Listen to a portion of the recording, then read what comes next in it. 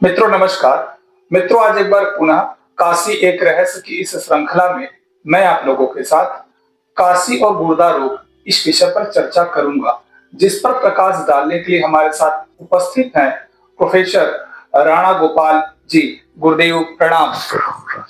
गुरुदेव सबसे पहले तो मैं आपको बधाई देना चाहूंगा कि जिस तरीके से आप काशी में ही नहीं बल्कि पूर्वांचल के लोगों की भी आपने अपनी चिकित्सा के माध्यम से सेवा दी है, तो उसके लिए आप निश्चित रूप से बधाई की बात है।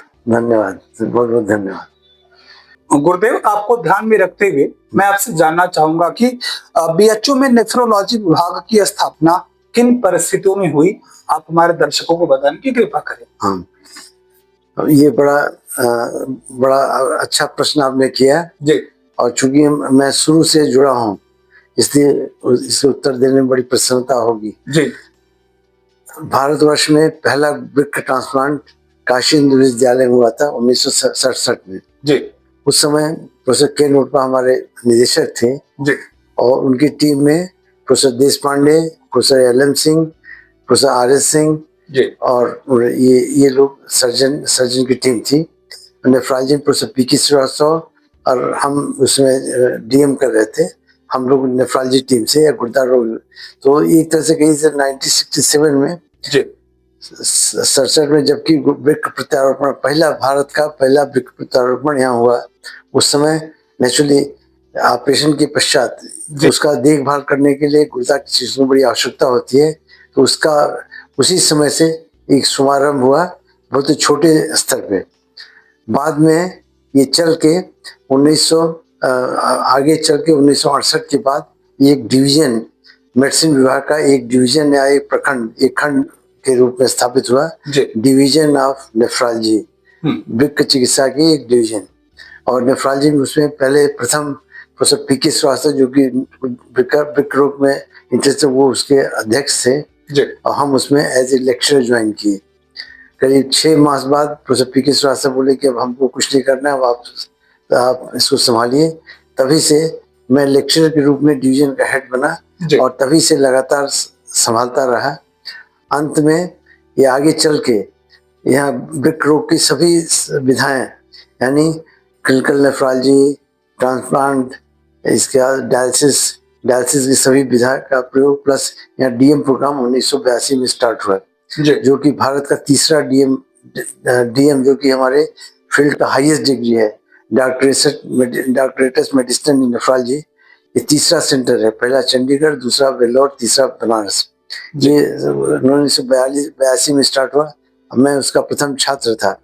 उस समय प्रोफेसर KV जानी जो कनाडा से आए थे भारत, पहले वो सीधे और कहीं भारत में कहीं भी सेवा नहीं थी, सीधे काशी हिंदू विश्वविद्यालय में ज्वाइन किए। वो हमारे प्रोफेसर थे, प्रोफेसर KV जानी। तो उनके साथ ये शुरू हुआ और धीरे धीरे पहले पुरानी बिल्डिंग में चल रहा था, पुरानी बिल्डिंग जो कि अभी उसमें न्यूरोलॉजी और उसमें EG रूम है। वहाँ से बाद में नया उसका स्थान निर्धारित हुआ जो कि इमरजेंसी के 3rd फ्लोर पे बना। बाद में अभी नया सुपर स्पेशलिटी हॉस्पिटल में चेंज हुआ जो कि 4थी मंजिल पे विभाग स्थापित हुआ।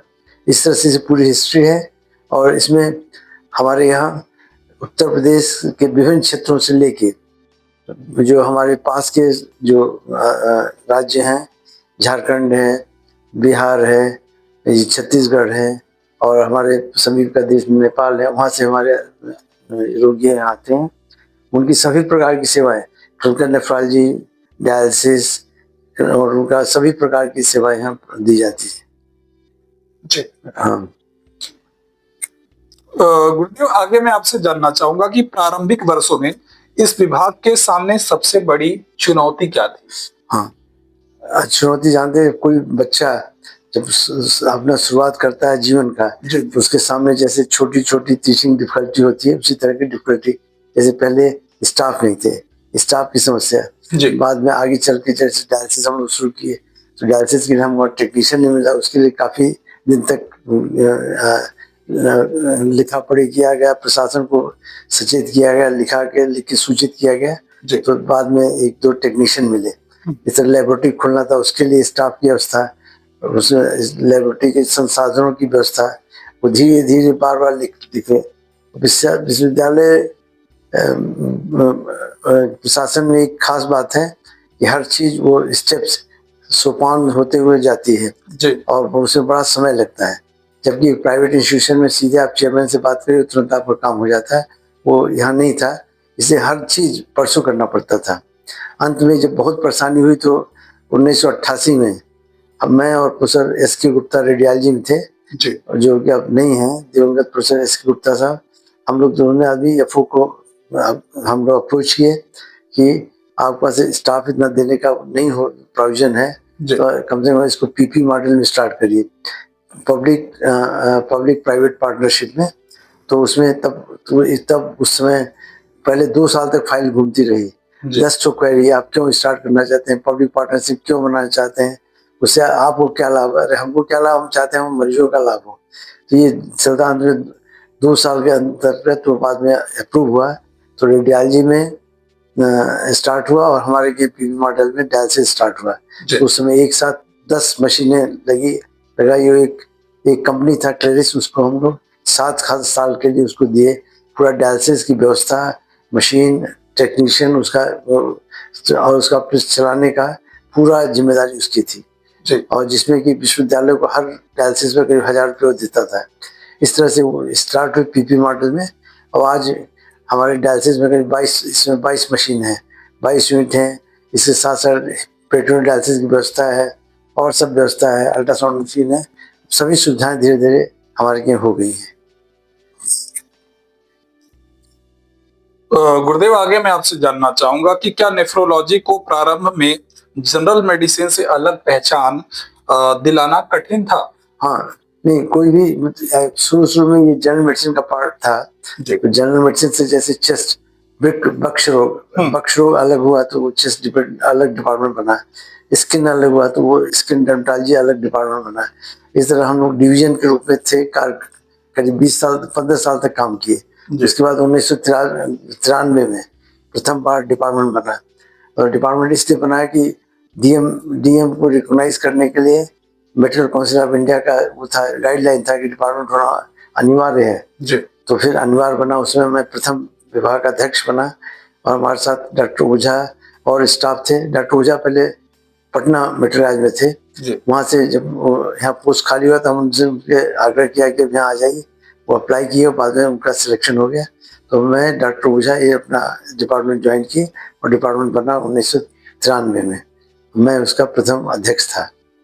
हाँ गुरुदेव, आगे मैं आपसे जानना चाहूंगा कि विभाग के शुरुआती शिक्षकों और चिकित्सकों की भूमिका को आप कैसे देखते हैं? हाँ, नहीं, हमारे सभी भूमिका जो है प्रोफेसर के वी जानी साहब थे जी वो बड़े स्ट्रेट फॉरवर्ड, उनके कुल ट्रेनिंग कनाडा की थी, 12 साल कनाडा रह के सीधे यहाँ आए थे, इसके पहले वेलोर में थे।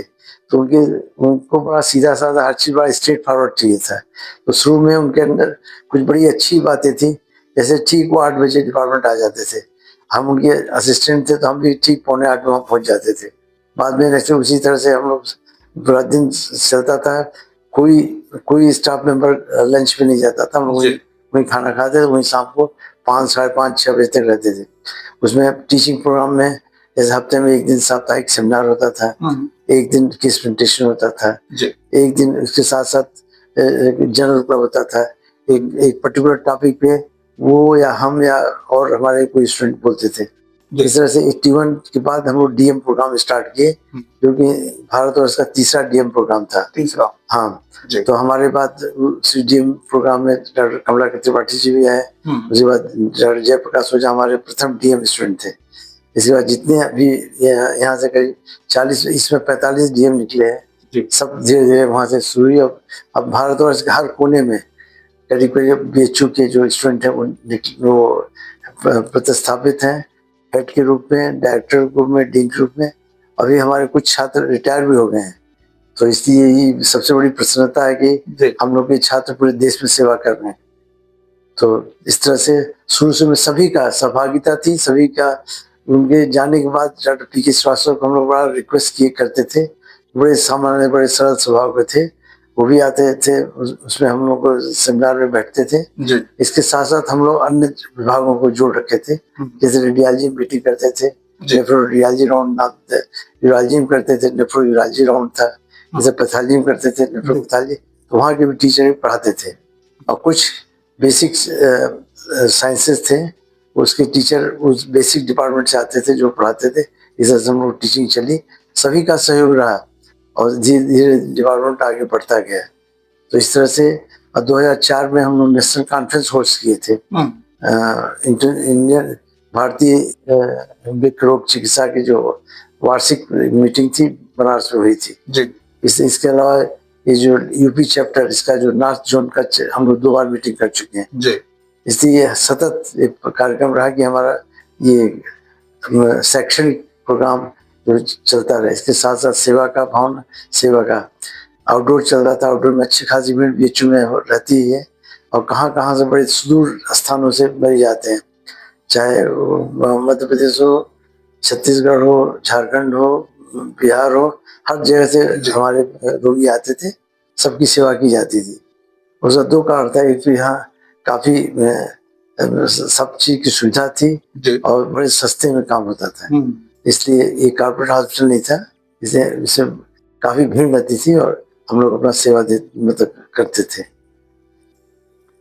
गुरुदेव, बात गुर्दा रोग की चल रही है, तो आप हमारे दर्शकों को बताने की कृपा करिएगा कि गुर्दा रोग क्या है और भारत में इसके प्रमुख कारण क्या। बहुत आपने अच्छा प्रश्न किया।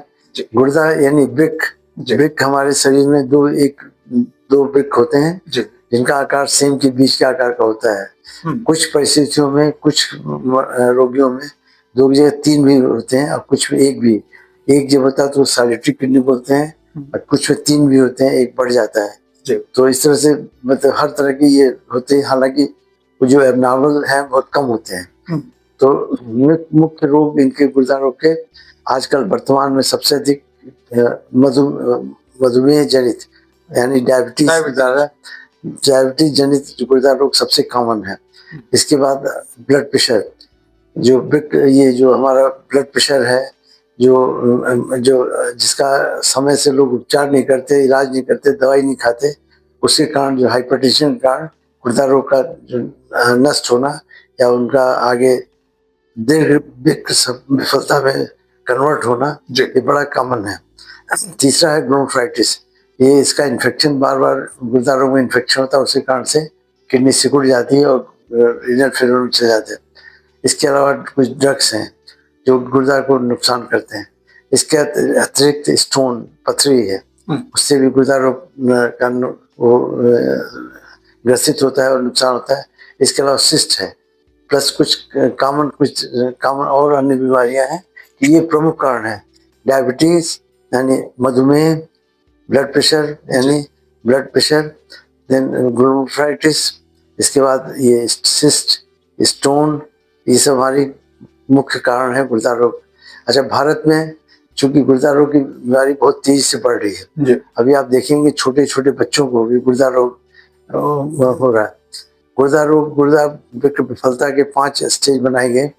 स्टेज 1 में के हिसाब से, उस डिफिनेशन के हिसाब से भारतवर्ष में 1/4 जनता गुर्दा रोग से ग्रसित है। और नॉर्मली उसका जो परिणाम है, जो दुखद परिणाम है, वो जब 50% ऊपर गुर्दा खराब हो जाता है, 50%, तभी वो बात है, सभी लोगों को पता लगता है। और सामान्य रूप से सामान्य शिक्षित डॉक्टर जो है उसको नहीं पकड़ पाते। उसका कारण है कि मरीज को 50% किडनी खत्म होते तक न कोई तकलीफ होती है, न कोई उसका तकलीफ भी होगी ऐसा कि जो डॉक्टर पकड़ नहीं सकते, जैसे कमजोरी लगना, भूख कम लगना, कभी मिचली आना, ये सब ऐसे सिम्टम हैं, ऐसे उसके वो हैं कि जिसको कि आराम से डॉक्टर इसके 50 कारण और समझ सकता है, तो गुर्दा एकदम लास्ट में सोचता है। जब टेस्ट होता है तो पता लगा आधी किडनी डैमेज हो चुकी है। तो ये बड़ा दुर्भाग्य है, ये बड़ी चोर बीमारी है। आधी किडनी डैमेज हो जाती तब तक मरीज को पता नहीं लगता है, तो इसी कारण से जल्दी पकड़ नहीं आती। जब तक कोई विशेषज्ञ देखे और उसको जांच न करे तब तक नहीं पकड़ा जा सकता है। यही कारण है कि और जहाँ तक गुर्दा साइलेंट किलर भी इसको कहा, साइलेंट किलर, और दिन प्रतिदिन गुर्दा रोग बढ़ने का एक कारण है। एक्चुअली वर्तमान में हमारा न वायु शुद्ध है, न भोजन शुद्ध है, न पानी शुद्ध है। वायु शुद्ध आप जानते हैं, रोज इतना काफी ये पोल्यूशन बढ़ता जा रहा है। और कभी कभी हम लोग पोस्टमार्टम में जाते हैं तो देखते हैं कि लड़का अच्छा खासा जवान गोरा चिट्टा, जब उसका लंग खोला जाता है, फेफड़ा खोला जाता है, तो उसमें काला काला पूरा भरा रहता है। तो कहने का मतलब सिगरेट न पिए मगर उतना ये गैस और ये सब जाके उनके ये छाती में मतलब उसे किडनी में सब ब्लॉक कर देता है। और इसी तरह से आप जो कुछ लोग हैं जो पानी में तरह तरह के लेड हाई ये और लेड क्रोमियम इन सब का ये जो मिलावट होता है वो पता नहीं लेता, वो भी किडनी को धीरे धीरे डैमेज करता है। इसके अतिरिक्त छोटी छोटी बात पे लोग दवाइयाँ खाते रहते हैं, खासकर दर्दनाशक। जैसे कि टीवी में दिखाते हैं कि एक गोली नासिन खा के दौड़ 100 मीटर दौड़ गए, तो वो बड़ी भ्रांतियां हैं, बड़ी वो दुष्प्रचार है। तो एक गोली इसका खाने से किडनी के करीब 100 नेफ्रॉन मर जाते हैं। तो ये बताया, अच्छा चूंकि एक किडनी में 10 लाख नेफ्रॉन होते हैं, इसलिए 100 मरते हैं, तभी जल्दी फर्क नहीं पड़ता। तो इसलिए ये दर्दनाशक दवाएं बहुत ही नुकसान है। इसके अलावा बहुत से एंटीबायोटिक हैं, वो काफ़ी नुकसान करते हैं किडनी को। तो इन दवाइयों का जो प्रयोग है, हमारे गांव में हमारे कुछ मित्र हैं जो बेचारे ठीक से पढ़े नहीं हैं या झोला छाप डॉक्टर हैं, तो सबको बड़ा हाई डोज एंटीबायोटिक दिखते हैं जो कि किडनी को नुकसान करता है। इसके अतिरिक्त वायु के साथ खाने में भी आजकल बहुत वो है। उदाहरण के लिए जो हम लोग आप सीजन खाते हैं, आप सीजन मतलब जैसे जो सीजन का फल है, जैसे ये अप्रैल मई में गोभी खाना, वो गोभी 3 महीना पैदा होती है, मतलब या जुलाई में जो गोभी खाते हैं वो 1-2 महीना पहले बोई जाती है, और उसको बचाने के किसान रोज कीटनाशक का स्प्रे करता है। तो गोली आका भी एक तरह से जहर का गोला होता है, पर चूंकि हम बड़े हैं, हम लखपति करोड़पति हैं, तो 10 रुपए की चीज 200 में खरीदेंगे और उसको खाएंगे, सिर्फ जहर खाएंगे, तो वो भी जाके धीरे धीरे किडनी डैमेज करता है। तो आप इसी तरह जितने प्रिजर्वेटिव हैं जो सब नुकसान करते हैं। तो जहाँ तक इसीलिए कहा गया कि जो सीजनल फ्रूट्स हों, जो समय के साथ जो फल मिलते हैं वही खाइए, उसमें सबसे कम मिलावट होती है, सबसे कम उसमें प्रदूषण का चांस होता है। तो ये सब कारण है, अल्टीमेटली सब चीज जो जाके किडनी पर असर करती है। किडनी एक फिल्टर है, जैसे चाय की छलनी है, उसमें आप सब डालिए, दूध डालिए, घी डालिए, गर्म घी डालिए, सब डालिए, तो कितना नहीं चलनी चल रही, वही हर चीज किडनी डैमेज हो रही है।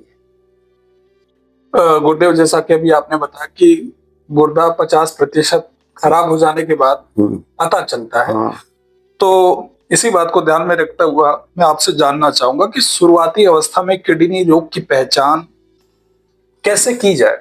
हाँ, अधिकतर वो सिम्टम बहुत देर में पता लगता है। वही सिम्टम अगर रात में बहुत पेशाब हो रहा हो और आप ठीक ठाक हैं, कोई बीमारी नहीं है, रात में अधिक पेशाब हो रहा है, तो जरूर इसका मतलब किडनी की खराबी आ रही है।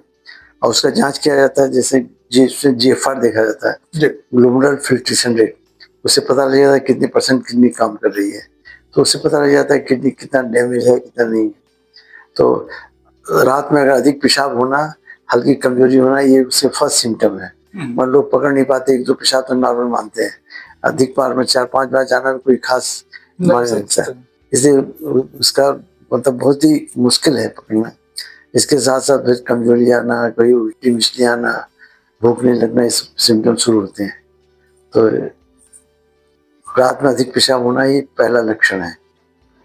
गुरुदेव, आगे मैं आपसे जानना चाहूंगा कि आयुर्वेद, योग और आधुनिक चिकित्सा तीनों का किडनी रोग में क्या समन्वय संभव है? हाँ, समन्वय बिल्कुल संभव है। उदाहरण के लिए एक डॉक्टर यंग थे चाइना के, वो कुंजर मीन्स हाथी हम लोग बोलते हैं, कुंजर कर्म।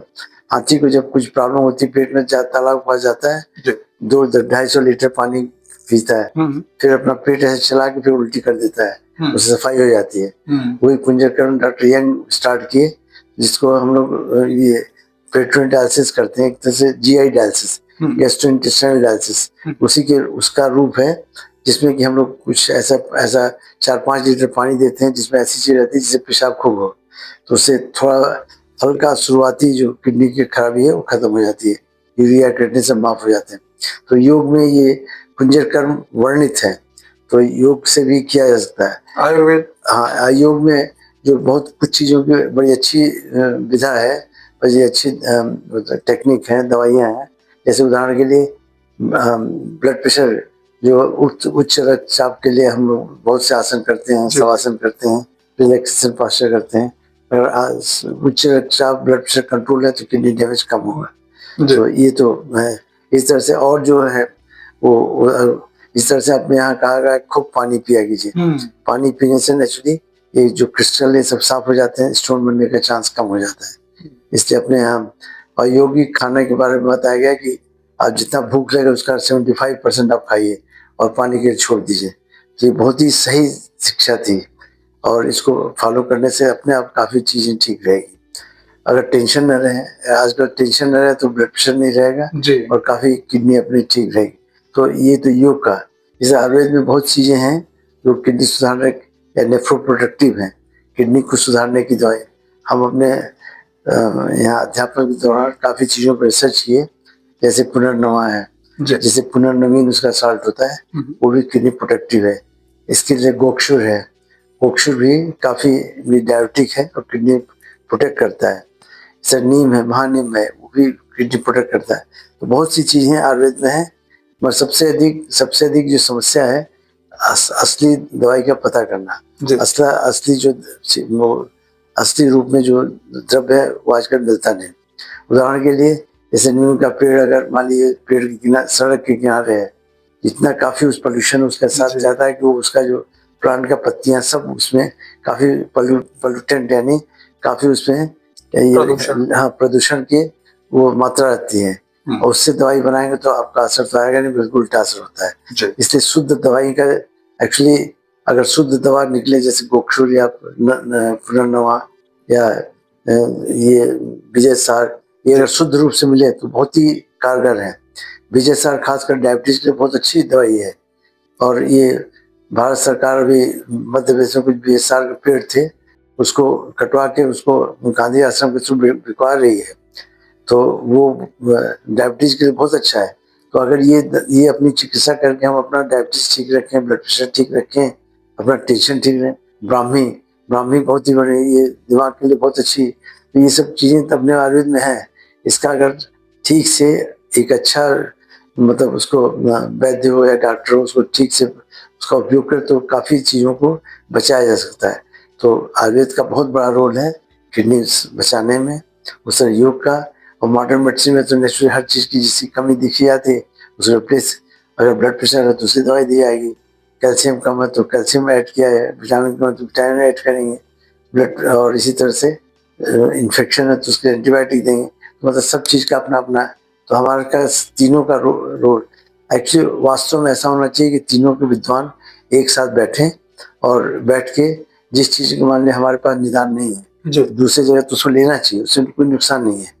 इससे मान लीजिए हमारे में जैसे हेल्थ प्रमोशन, हेल्थ में कैसे बढ़ा जाए। अगर कोई आए अब आपको 2000 फीस दे, बोले हम हेल्थ कैसे ठीक रखें, तो एक आधुनिक चिकित्सक कुछ नहीं बता पाएगा क्योंकि उसको पढ़ाया नहीं जाता है। हेल्थ प्रमोशन कैसे करना है उसके कोर्स में कहीं नहीं है।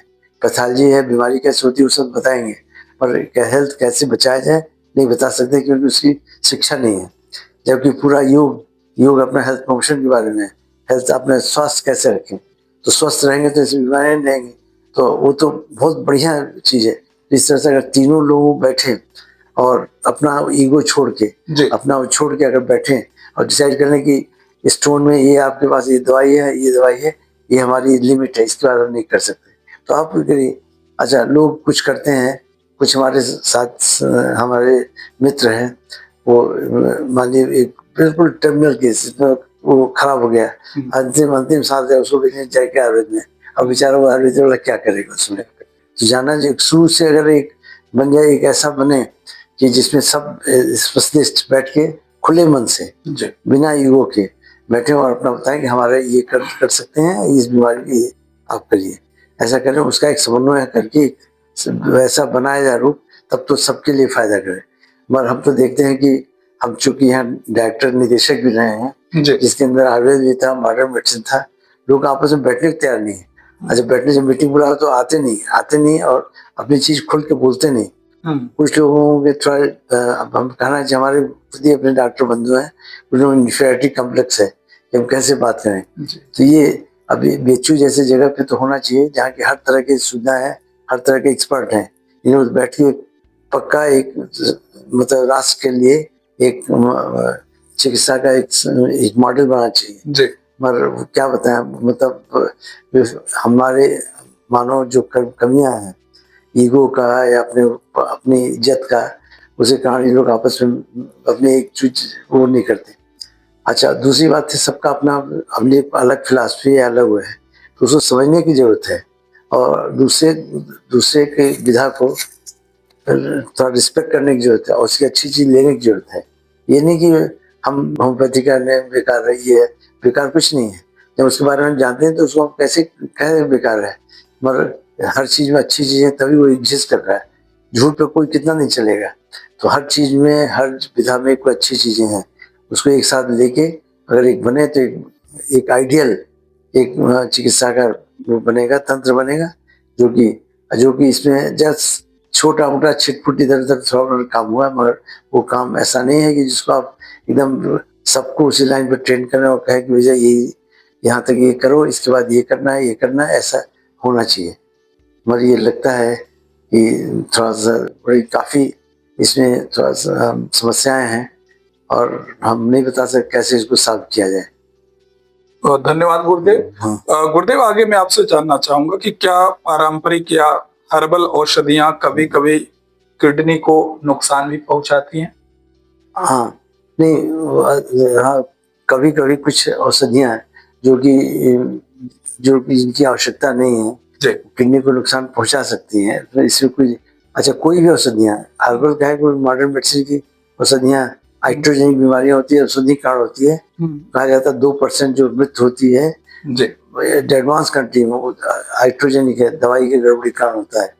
ये बताया नहीं जाता, मगर ये जी वास्तविकता ये है। जी तो कहने का तो कोई चीज दुनिया में सेफ नहीं है, कोई चीज बिल्कुल सुरक्षित नहीं है। आप पानी हवा तक सुरक्षित नहीं है। आप बहुत ऑक्सीजन दिए तो हाइपर ऑक्सीजन से आप मर जाएंगे। जी बहुत पानी पी लेंगे तो किसी भी चीज की अति सर्वत्र वर्जते वाली जो हमारा सिद्धांत है बहुत सही है। तो जब तो इसी तरह से बहुत से हर्ब हैं जो नुकसान करते हैं। अरे आप नहीं, कुछ हर्ब ऐसे होते हैं कि आदमी को जिंदा कर देते हैं, कुछ हर्ब होते हैं कोई मारने के लिए यूज किया जाता है। जी जी उदाहरण के लिए हम जहाँ अपने छात्र जीवन में थोड़ा सा माउंटेनिंग हम पर्वतारोहण करते थे। जी तो जाते थे, जब हम जाते ट्रिप, जब वहाँ हम लोग का ट्रिप जाता था तो बीच में अगर पैर खुला है तो वहाँ एक ऐसी घास है जो कि लगने से पहले चकत्ता पूरा एलर्जी हो जाती थी। वही हमारा जो पोर्टल लोकल था बताया था, डॉक्टर साहब ये लीजिए, इसको रगड़ के ऐसे लगा लीजिए, 2 मिनट साफ। तो कहने का मतलब ईश्वर ने सब कुछ दे रखा है, अगर आपको पता है तब। तो हम तो वहाँ ताजुब है कि इतना बड़े बड़े चकत्ता पूरे पैर में था, वो निकाल के ऐसे रगड़ के लगा दिया, बिल्कुल 2 मिनट में साफ हो गया। तो कहने का मतलब कि प्रकृति में बहुत चीजें हैं, इसलिए बहुत ऐसा कोई चीज नहीं बिल्कुल सेफ है। तो बहुत चीजें हैं जो कि नुकसान करती हैं, और दूसरी बात है बहुत सी चीजें इंटरेक्शन करती हैं, एक दूसरे के उनका इंटरेक्शन होता है जिसकी की ठीक से स्टडी नहीं हुई है, नहीं बताया जा सकता कि किससे इंटरेक्ट करेगा जी। इसलिए ये कहना कि आयुर्वेद बिल्कुल सेफ है या नहीं, बहुत से वनस्पतियां हैं जिससे किडनी का नुकसान होती है। इसके अलावा हैवी मेटल्स जैसे लेड है, आर्सेनिक है, ये जैसे खासकर जो पेड़ सड़क किनारे हैं जहाँ बहुत वो है प्रदूषण है, उसमें बहुत हैवी मात्रा में पाई जाती है, जिससे किडनी डैमेज होती है। तो बहुत से ऐसी वनस्पतियां हैं जिसके कारण किडनी डैमेज होती है, इसमें कोई सख्त सुभाव की बात नहीं है। गुरुदेव, हम और आप काशी में बैठे हैं। हाँ। तो आपसे ये जानना बड़ा आवश्यक हो जाता है कि धार्मिक उपवास, हाँ। गंगा स्नान, हाँ। और जल का अधिक पीना, हाँ। या कम पीना किडनी रोगियों पर क्या प्रभाव? बहुत अच्छा आपने प्रश्न किया। एक्चुअली हम लोग एक रिसर्च कर रहे थे जी ये कुंभ पे। कुंभ जैसे लगा है 12 साल पे लगता है प्रयाग में, वैसे 4 जगह लगता है जी। कुंभ, आप जानते ही हैं। तो कुंभ में पहले जमाने में जितने धार्मिक मीटिंग होती थी जो निर्णय होता था सब उन्हीं कुंभ में लिया जाता था। जी। हर तरह के लोग आए थे। अच्छा, हर जगह से, चाहे आसाम हो, चाहे आपका कर्नाटक हो, चाहे वो तमिलनाडु हो, चाहे कश्मीर हो, सभी लोग आते थे। उसमें देखा गया कि जो कल्पवास करते हैं 1 महीना तक, जी जी जी, अभी चल रहा है। कल्पवास इस वक्त चल भी रहा है। उसमें जो रहने से तो 1 महीना उसी घाट के किनारे रहते हैं, चाहे वो जमुना जी के किनारे, चाहे गंगा है, चाहे संगम पे। तो वहाँ पे वहीं पे मतलब 1900 वहीं पे हम पेशाब भी करते हैं, वहीं पे मतलब मल विसर्जन करते हैं, सब कुछ वहीं है। वो देखा कि मल से काफी अंदर तक 70 मीटर तक बैक्टीरिया वो सब जाते हैं, पानी में इन्फेक्ट करते हैं। वो धीरे धीरे इतना इन्फेक्ट करके, तो अगर जो एक बार कल पास कर लिया तो उसको इतने स्टेट के, इतने जगहों के, इतने कोणों के विश्व के वो इतना इन्फेक्शन आता है कि उसके खिलाफ एंटीबॉडी बन जाती है। कहते हैं कि अगले 12 साल तक वो बीमार नहीं पड़ेगा अगर ईमानदारी से कोई किया है पूरा कल्पवास 1 महीना। तो 12 साल तक वो बीमार नहीं हो सकता। इसीलिए बनाया गया था कि 12 साल के लिए आप छुट्टी होगी, आपकी इम्यूनाइजेशन जो लोग टीकाकरण करते हैं वो ऑलरेडी हो जाता है, और तो वही पानी पीते हैं वही। मगर इसको हम लोग धर्म की दृष्टि से या जो पढ़े लिखे हैं, या हम उनको बहुत ज्ञानी तो नहीं बोलेंगे क्योंकि पूरी चीज जानते नहीं, और सब उसको हम लोग कंडम करते हैं, ये सब फजूल की बातें हैं, सब कमजोर अनपढ़ लोगों की बात। हमारे धर्म में विज्ञान है, बहुत बड़ा विज्ञान है, या वेद, हम लोग विज्ञान में नहीं, वेद में ही विज्ञान है। वेद तो विज्ञान है ही, बहुत ही साइंटिफिक है। योग भी हमारा पूरा साइंस से भरा हुआ है। मतलब लोग आज की युवा पीढ़ी इस बात को नहीं समझती, युवा पीढ़ी जानती नहीं, और उसमें एक एक चीज इतना गुड़ चीजें हैं। अब जैसे वेद मंत्र, एक अक्षर में मंत्र रहता है, मंत्र का व्याख्या करिए तो पता लगा कितनी। जैसे भगवत गीता का वो 36 भाषा में वो किया गया, उनका वो ट्रांसलेशन।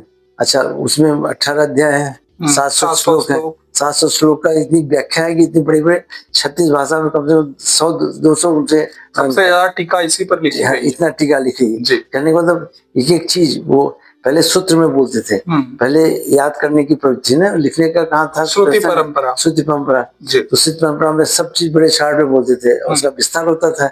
तो इसी तरह से हमारे वेद में या हमारे भगवत गीता में बहुत ही साइंटिफिक, भगवत गीता में इतना साइंटिफिक दिया हुआ है कि मतलब वो तो हम लोग जानते नहीं, वो तो मतलब समझ नहीं आता। एक छोटे से उसमें जैसे एक साहब से पूछा, एक अंग्रेज साहब से पूछा कि भगवत गीता आप पढ़े हो? बोले पढ़े। बोले क्या है, क्या उसका एक लाइन में बोलिए सारा। तो बोला do your best and leave the rest. तो उसमें यही था कि अच्छा अपना मन पूरा काम करे और सब छोड़ दीजिए। तो कहने मतलब ये ऐसा हमारे ये धर्म ग्रंथ है, और अपने धर्म इतना कहीं साहित्य नहीं है।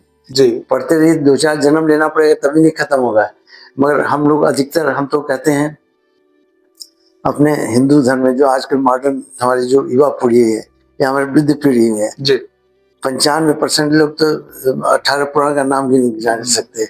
पढ़ने की बात तो अलग है, 4 वेद में क्या है वो नहीं बता सकते, 108 वो हैं उपनिषद हैं, और कितनी श्रुतियां हैं, मतलब उसका नाम गिनाना मुश्किल है। तो कहने को पढ़ने की बात ही अलग। तो लाइफ हम लोग की छोटी है, और इतना इसलिए कहा गया कि भगवत गीता या पढ़ लीजिए, उसमें काफी आपका मिल जाएगा। तो कहने का मतलब हमने अपने यहाँ इतना विशाल, इतना नॉलेज का भंडार है, और दुर्भाग्य से इसको कितने लोग जो आताई थे कितने इसको बर्बाद किए।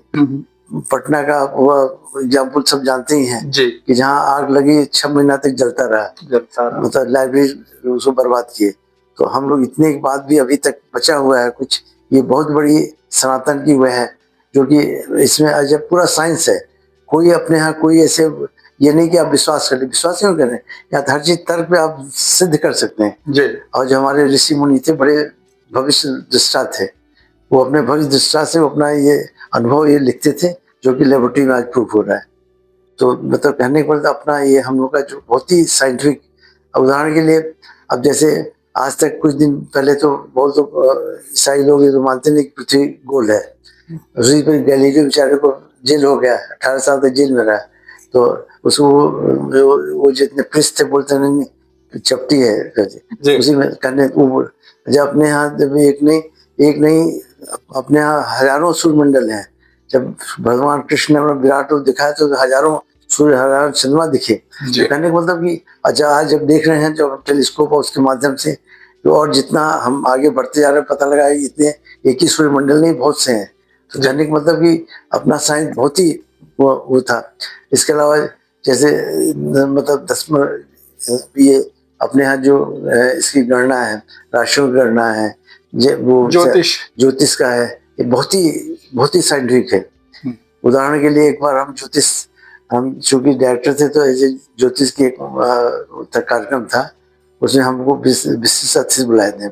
हमने कहा हम ज्योतिष के बारे में क्या जानते हैं, तो वहाँ एक हमको बड़ा पसंद आया। एक बार क्या हुआ कि वहाँ से विदेश से, अमेरिका से एक प्रतिनिधिमंडल आए, जिसमें 7 लोग थे। जी। आए तो बिहार में वो एरिया में आगरा छपरा के आसपास घूम रहे थे। तो उसके बाद फिर आगे गए, वो एरिया जहाँ की हर साल बाढ़ आता है, तो वहाँ गए तो वहाँ के गांव वाला बोला इस बार तो बहुत पानी गिरेगा और बहुत जम के बाढ़ आएगी। तो वो बोला कि ये कैसे मतलब बोल रहा है। तो मतलब वो फिर वो लोग चले गए। फिर जब जुलाई अगस्त में जब बाढ़ आई, तो भाग के आए कि भैया वो देहाती है, कैसे बोल रहा था। बोले अरे हम उस समय देखे जो चिड़िया थी अपना घोंसला बहुत ऊंचा लगा रही थी, तो उनको चिड़ियों को 6 महीना पहले पता लगा कि बाढ़ आने वाला है। तो यहाँ तो हर एक जीव में, जंतु में, पक्षी में भी इतना ज्ञान है, बल्कि आदमी में कम ज्ञान है। तो वही तो कहने का मतलब वो उससे बता दिया कि सर बाढ़ बहुत जम गया, सर बहुत बड़ा बाढ़ है। तो कहने का मतलब इस तरह से ये ज्ञान, अब ये हम उसके मास्टर नहीं है, हम उसके सब हम ही नहीं जानते। इसलिए आदमी को हर चीज़ें सीखना चाहिए। तो मतलब वो एक तरह से जब वो विद्वान लोग आए बाद में, तो उनको बड़ा हो गया कि अरे ये तो यहाँ भी अब घाट भंडारी जो कहावत कह गए, लशत के ऊपर कि पानी बढ़ेगा कब नहीं गिरेगा, कब धान होगा आपको बढ़िया होगा नहीं होगा, ये सब बता देते। तो ये बहुत ही बड़ी अपने ज्ञान थी, जो कि धीरे धीरे लोग उसको मानते नहीं। आधुनिकता न जन्म वो बड़े छोटे लोग हैं या कम जानने वाले लोग हैं, या उसे हम लोग वो करते हैं, ये ऐसी बात नहीं है। अपना ज्ञान बहुत ही, अपना पूरा ज्ञान बड़ा साइंटिफिक है। हम तो कहें विज्ञान पूरा, हम विज्ञान खोजने की जरूरत है। गुरुदेव, हाँ, अधिक जल पीना, कम जल पीना, इस पर अधिक जल पीना मतलब एक लिमिट में, जैसे नॉर्मली हम लोग कहते हैं कि गर्मी में आप 3 से 4 लीटर पानी पीजिए, शुद्ध पानी, और जाड़ा में 1 लीटर कम कर लीजिए। जाड़े में वैसे प्यास कम होती है। हाँ, अच्छा कम पीने से होता है का स्टोन, आपका जो वर्ज्य पदार्थ है उतने साफ निकल नहीं पाते, इसलिए उनका धीरे धीरे इकट्ठा होते हैं, और उससे स्टोन और सब बीमारियां बढ़ती जाती हैं। अधिक पानी पीने से वो उसी तरह से जैसे एक बाबू है, वो 8 घंटा काम करता है, उसको 16 घंटा काम करे, कितना दिन काम करेगा। तो अगर कोई 10 लीटर पानी पिएगा तो नेचुरली उस किडनी में नेफ्रोस्क्लेरोसिस जाती, किडनी खराब होने लगती है। इससे अति सर्वत्र बढ़ जाते हैं, मतलब अधिक पानी पीने से किडनी नुकसान होता है, इससे प्रूव्ड है, समझे आप। तो इसलिए जो नॉर्मली रिकमेंडेड है गर्मी में 3 से 4 लीटर या 5 लीटर तक, और जाड़े में 1 लीटर घटा के 2 से 3 लीटर पानी लेना चाहिए साथ में। गुरुदेव, आज के समय में किडनी रोग के सबसे खतरनाक ट्रेंड कौन से हैं? ट्रेंड जैसे आप किसी को डायबिटीज हुआ है, चीनी की बीमारी, मधुमेह है, तो दवाई नहीं करते, और देखा गया कि अधिकतर लोगों को डायबिटीज है या उच्च रक्तचाप है, वो अपना दवाई नहीं लेते। पहले तो मानते नहीं कि हमको, जब नापा गया तो ब्लड प्रेशर ऊपर वाला 200 है, नीचे वाला 110 120 है, तो उनसे बोले दवाई खाने, थोड़े दिन खाएंगे, दवाई खाने से उनका नॉर्मल, दवाई छोड़ देंगे। बहुत कॉमन है। अरे जो जानते भी है कि वो ब्लड प्रेशर है, वो भी देखा गया 50% लोग दवाई नहीं खाते। तो यही सब किडनी डैमेज का कारण है। तो डायबिटीज नंबर 1, मधुमेह, दूसरा उच्च रक्तचाप, ये दूसरा, तीसरा बार बार कोई छोटी छोटी बात पर दवाई खाना, क्योंकि यदि जो आपका पेन किलर है, जो ये ऐसी दवाई खाना, ये सब किडनी नुकसान करती है। ये सब पूरे सामान्य कारण है, जिसको अवॉइड किया जा सकता है। गुरुदेव, आम जनता में मूत्र रोग और किडनी रोग में भ्रम है। अच्छा, तो इसको कैसे? नहीं, एक्चुअली किडनी यानी किडनी मेन है जो मूत्र बनाती है। किडनी का ऊपर वाला पार्ट जो वृक्क है, जिसमें वो किडनी पूरा ब्लड का जो अल्टीमेट फिल्टर होता है, फिल्टर होकर जो वर्ज्य पदार्थ है, गंदी पदार्थ है, वो निकाला जाता है, पेशाब के रास्ते निकलता है। और पेशाब का जो नीचे वाले पोर्शन है उसको ब्लैडर, जो पित्त मूत्राशय कहते हैं, और उसके बाद पेशाब का रास्ता है उसको। तो नॉर्मली किडनी के जो विशेषज्ञ हैं, जो मेडिसिन वाले हैं जी, जो सिर्फ दवाई देते हैं, पढ़ाते हैं, बताते हैं, उनको नेफ्रोलॉजिस्ट बोलते हैं। और जो उसका ऑपरेशन करते हैं वो यूरोलॉजिस्ट बोलते हैं। तो जैसे हम लोग बताते हैं इस मरीज को स्टोन है, इतना है, तो यूरोलॉजिस्ट उसका, तो मूत्र रोग विशेषज्ञ हैं, और ये हम लोग गुर्दा रोग विशेषज्ञ हैं। तो गुर्दा किडनी में ऊपर वाले गुर्दा बोलते हैं, नीचे वाले मूत्र बोलते हैं, बस यही अंतर है। तो गुरुदेव, आगे मैं आपसे जानना चाहूंगा कि नमक, पानी और प्रोटीन, इनका संतुलन किडनी रोग के लिए क्यों आवश्यक है? हाँ, प्रोटीन जैसे सामान्यतः जी, नॉर्मल आदमी को करीब 1 ग्राम पर केजी, आपको 60 किलो के 60 ग्राम प्रोटीन खाना चाहिए, समझ गए। और नमक है 4 से 5 ग्राम नमक खाना चाहिए जी, ये रोज का रिक्वायरमेंट है। अगर बच्चा है तो उसको 2 से 2.5 ग्राम पर केजी, यानी 10 किलो का बच्चा है तो उसको 25 ग्राम प्रोटीन खाना चाहिए, क्योंकि डेवलप कर रहा है। जी, जी। अच्छा, बहुत वृद्ध है तो थोड़ा कम।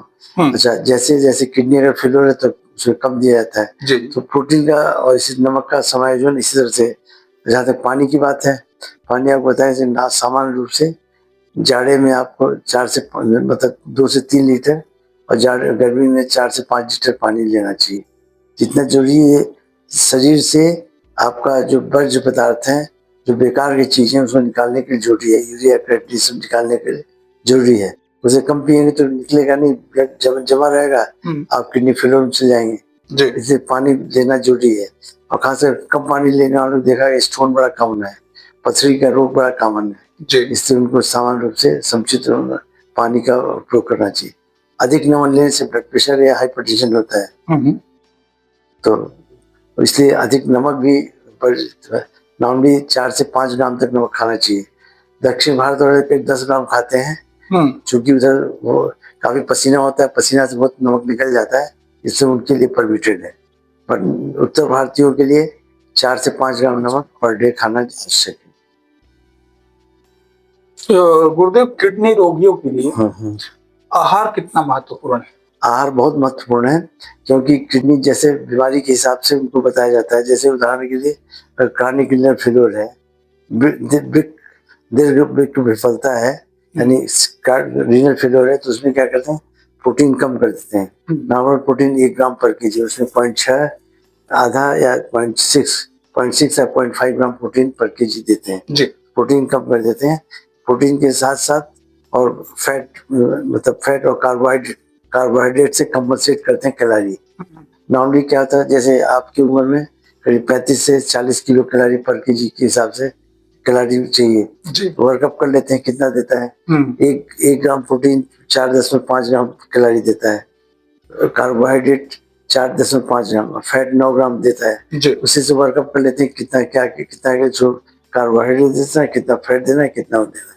उस हिसाब से उसका खाना मेनू देख लेते हैं, क्या आप खाते हो, उस हिसाब से वर्कअप कर लेते हैं। गुरुदेव, डायलिसिस की आवश्यकता कब पड़ती है और इसके बारे में समाज में सबसे बड़ी गलतफहमी क्या है? डायलिसिस में डाई में 2, लाइसिस सेपरेट, दोनों को अलग करते हुए डायलिसिस, समझ गए। जैसे 2 लोग, थोड़ा सा विस्तार कर दें। हाँ, 2 लोग जैसे लड़ रहे हैं, उनको पकड़ के अलग कर दिए, उनका मतलब डायलिसिस कर दिए। यानी डायलिसिस वो प्रक्रिया है जिसमें हम शोधन कहते हैं, जिससे हम सोते हैं ब्लड को। तो इससे बहुत तरह के, पेट की डायलिसिस होती है, इसकी रक्त की डायलिसिस होती है, फिर इसकी आपकी स्किन की डायलिसिस, चर्म डायलिसिस होती है, गैस्ट्रोइंटेस्टाइनल डायलिसिस होती है। ये तो चर्म डायलिसिस और इसकी गैस्ट्रोइंटेस्टाइनल डायलिसिस बड़ा कम करते हैं बहुत ही अर्ली स्टेज में, मगर मेन है हीमोडायलिसिस, खून की डायलिसिस। डायलिसिस क्या होता है, जैसे रक्त में जो वर्ज्य पदार्थ इकट्ठा हो गए, जो किडनी निकाल नहीं पा रही है, वो सब इकट्ठा होते जाते हैं। उसी को हम लोग एक आर्टिफिशियल किडनी, एक आर्टिफिशियल कृत्रिम वृक्क होती है, जिसमें वो जाता है ब्लड, वहाँ फिल्टर होके आता है। तो ब्लड में वो फिल्टर लगा, उसमें छोटे छोटे ट्यूब्स होते हैं, एक किडनी में 10,000 ट्यूब होते हैं, उसके थ्रू ब्लड जाता है। अब बाहर डायलिसिस रहता है। तो दोनों मेथड क्या है, वो दोनों जैसे एक तरह हाइपरटोनिक है, एक हाइपोटोनिक है। तो एक हाइपर से हाइपो में जाएगा, उसी तरह से उसको जो पल्स होता है तो बाहर निकल जाता है। ये हीमोडायलिसिस का है। उससे बहुत से मेथड है उसमें, जैसे वो पट्टी या जैसे कोई जहर खा लिया जी। उसका ब्लड हम लोग डायलेटर में डालते हैं, जिसमें एक्टिवेटेड चार्कोल होता है। जी। इस पॉइजन तो पॉइजन सूख लेता है फिर डायलिसिस बहुत तरह की होती है। तो ये कॉमन डायलिसिस है। और पेट की डायलिसिस है, पेट में पेट्रोलियम मेम्ब्रेन एक सेमी परमानेंट मेम्ब्रेन काम करती है, जो फ्लूइड ऊपर से डाला जाता है और जो वेसल है वो ब्लड का काम करते हैं, उससे भी डायलिसिस होती है। तो ये डायलिसिस तो एक्चुअली इसकी आवश्यकता कब पड़ती है, जब बॉडी किडनी अपने नॉर्मल रूप में काम नहीं करती और किडनी फेलियर बढ़ता रहता है, तब उसको बचाने के लिए डायलिसिस करते हैं। सबसे बड़ी गलतफहमी क्या है इसको लेकर के लोगों के बीच में? गलत नहीं, गलतफहमी नहीं, लोग घबराते हैं डायलिसिस बड़ा दर्द करता है, ये करता है, नहीं करता है, ऐसी कोई बात नहीं। और डायलिसिस अगर ठीक से हो तो 22-22, 25-25 साल लोग डायलिसिस चलते हैं, ऐसी कोई भ्रांति नहीं है। मगर उसके लिए कोई एक्सेस बनाना पड़ेगा जहाँ से मशीन कनेक्ट करेंगे। उसके लिए हाथ में फिशला बनाते हैं या गले में पंपलेट डालते हैं, उससे ब्लड वहाँ कनेक्ट कर देते हैं, ब्लड सफाई होती है। तो भ्रांति ये है कि ये दर्द करता है, वो करता है, ऐसी कोई बात नहीं। जो डायलिसिस जाता है वो कभी बचता नहीं है, ये भी बहुत गलत है। जी जी। 22-25 साल में जिंदा है, अच्छा उसके बाद भी जो डायलिसिस न कराने से तो और खतरा है। अच्छा। कोई बहुत ही पढ़ा हुआ है, इंडिया करने में पता अच्छा महान है, तो डायलिसिस तो जीवन रक्षक है। जीवन रक्षक, हाँ, ये सबसे बड़ी बात है। निश्चित रूप से आपको सुन करके दर्शकों के बीच में जो इस तरीके की भ्रांति है वो दूर होगी। और गुरुदेव, आगे मैं आपसे जानना चाहूंगा कि किडनी ट्रांसप्लांट को लेकर रोगियों और परिवार को किन मानसिक चुनौतियों का सामना करना पड़ता है? हाँ, अब किडनी ट्रांसप्लांट की बात पहले लोग घबराते हैं जी। अपनी तरफ, इधर उत्तर भारत में तो ब्लड देने में घबराते हैं। जी जी। जबकि आप ब्लड देते हैं 2 दिन के अंदर आपका ब्लड कंप्लीट हो जाता है। नॉर्मली मानव शरीर में 6 किलो ब्लड होता है जी, उससे मुश्किल तो 200 ml ब्लड दिया जाता है, वो आपका 2 दिन में पूरा हो जाता है। तो लोग इतना घबराते हैं ब्लड देने, तो इसी में गुर्दा देने में कैसे हम जिंदा रहेंगे नहीं। गुर्दा देने का सबसे बड़ा जो डोनर होता है जी, उसका अच्छी तरह थ्रोट में डाल के उसका जांच किया जाता है, उसकी कोई खराबी ना, उसको ब्लड प्रेशर हो, उसका किडनी स्टोन हो, उसका डायबिटीज हो, सब देख लिया, तो होगा तो नहीं उसको मना कर देते हैं, समझिए। तो इसलिए अच्छा देखा गया कि भगवान ने 2 गुर्दा दिया है और एक गुर्दा से आदमी आराम से 90-95 साल रह सकता है, एक गुर्दे से जी। और दुनिया में 1% लोग यानी 1 करोड़ लोग है एक ही गुर्दा से पैदा होते हैं, जन्मजात एक गुर्दा है।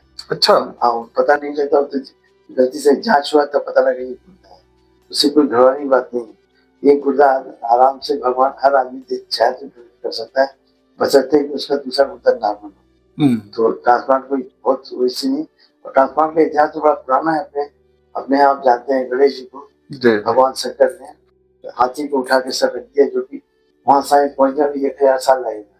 अभी तो हम लोग गुर्दा निकालते हैं, उसको बचाने के लिए दवाई खिलाते रहते हैं जिंदगी भर। तो मतलब कहने का मतलब ये बहुत पुराना है। इसी तरह से वो दक्ष थे, वो बकरे का उससे लगा दिए थे, तो कहने का ये बड़ा पुराना इतिहास। सर्जरी ये अपने भारत से स्टार्ट हुआ है जी। अच्छा, जब कोई दुनिया में होता है कोई चीज तभी आपके दिमाग में आता है, तो ये तो अपने हो चुका है, तो इसलिए उसी का हम लोग छोटा सा निकाल के एक अच्छा वहाँ डाल देते हैं, तो इससे कोई घबराने की बात नहीं। और देने में कोई अगर आप फिट हैं तो आपकी गुर्दा दान एक बहुत बड़ा दान है, आप किसी की जान बचा सकते हैं, देने में हिचकना नहीं चाहिए। गुरुदेव, युवा डॉक्टरों और मेडिकल छात्रों के लिए नेफ्रोलॉजी को लेकर के आपका क्या संदेश रहेगा? नहीं, नेफ्रोलॉजी बहुत अच्छी जीवन रक्षक विषय है, एक ऐसी विधा है जो कि आपको हर चीज सर्जरी सिखाती है। बहुत सा काम है, फिशला बनाना, शंट बनाना, ये सब कर्व डालना, ये सब सर्जिकल काम है जी। इसे डायलिसिस करना, अच्छा इसलिए बायोप्सी करना, तो इसमें हर तरह की आप वो करते हैं और जीवन की रक्षा कर सकते हैं। ये बहुत अच्छी स्पेशलिटी है और इसमें इमरजेंसी बहुत आती है। ये समझिए तो आपको रात में 12 बजे जाना पड़ेगा। जीवन सेवा है, मानव सेवा है, ये बहुत बढ़िया ब्रांच है। कई लोग समझते हैं नेफ्रोलॉजी का कोई बचता नहीं, ऐसी बात नहीं है। अब तो अभी अपने यहाँ एक नहीं 10 आपको बड़े बड़े राजनेता ट्रांसप्लांट हुआ, डायलिसिस हुआ जी। जयप्रकाश नारायण जैसे राजनीति बड़े साथ साथ चले, इस तरह से ये सपा के जो नेता है सिंह साहब डेथ हो गई, पूरी इस रामचंद्र जी वहाँ तमिलनाडु के नेता थे, मतलब 20 साल ट्रांसप्लांट बाद चल 20 साल का। हाँ, यानी मतलब ये सब स्पेशलिटी है विधायक, इससे कोई ऐसा मतलब घबराने की बात नहीं, समझिए। तो ये बहुत अच्छी स्पेशलिटी। हम तो ये युवा डॉक्टरों को बोलेंगे कि अधिक से अधिक कोशिश करें, इसमें बहुत स्कोप है और आप जन सेवा कर सकते हैं, गरीब सेवा कर सकते हैं और नाम कमा सकते हैं। खाने की रोटी दाल का पैसा तुझे नहीं और प्लस उससे गाँव में ऊपर वाले गाँव में जमा, ये बहुत अच्छी विधा है। गुरुदेव, बीएचयू की परंपरा ने आपको चिकित्सक के रूप में कैसे गढ़ा? हाँ, हम 1966 में बीएचयू में है जी, प्रीमेडिकल कोर्स किए, यहीं से एमबीबीएस किए, एमडी किए, डीएम किए, यहीं पे लेक्चरर बने, टीचर बने, प्रोफेसर बने, डीन बने, डायरेक्टर बने, कुछ दिन एक्टिव वाइस चांसलर भी रहे।